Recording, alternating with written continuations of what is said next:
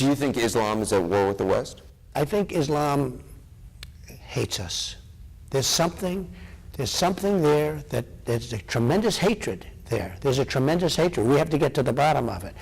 There is an unbelievable hatred of us. In Islam itself? You're going to have to figure that out.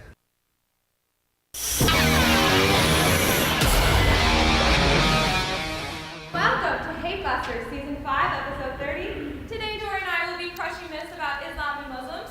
Our sources are located here at the bottom of the screen and in your brochures, so make sure to check them out after the show.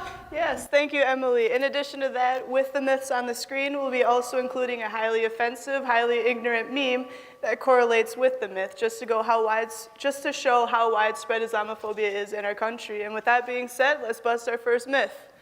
Islam is a religion that promotes violence and terrorism. So yes, this is a very common misconception about the religion.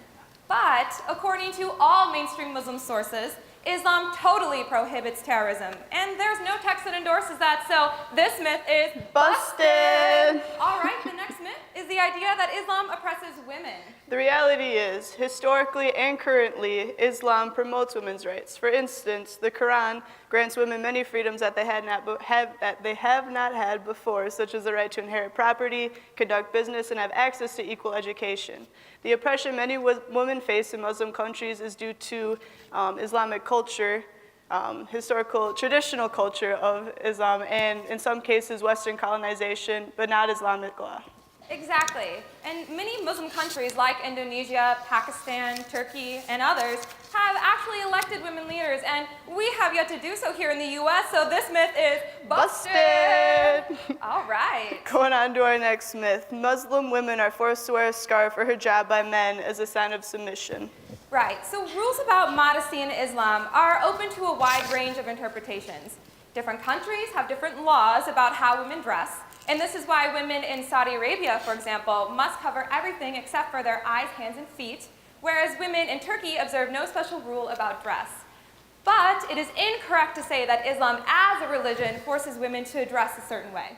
Exactly. As a religious matter, it is a personal and spiritual choice that Muslims should be able to make for themselves. So this myth is busted. All right, moving on to the next myth. Muslims worship a different God named Allah. Yeah, but Allah means God, so... Busted! All right, our last myth we're going to hate bust today is no Muslim is American. Yeah, so a lot of Trump's rhetoric is reinforcing this idea that Muslims are not a part of the U.S. by saying harmful things like, I think Islam hates us. And us, Trump is saying us as Americans, when in fact, there are millions of Muslims that live in the U.S. today. There are students and staff. Our friends and neighbors. Our family and our community. So this myth is busted. So that concludes our episode on common myths surrounding Islam on Hate Busters. Thanks for tuning in. And see you next time when we hate bust xenophobia.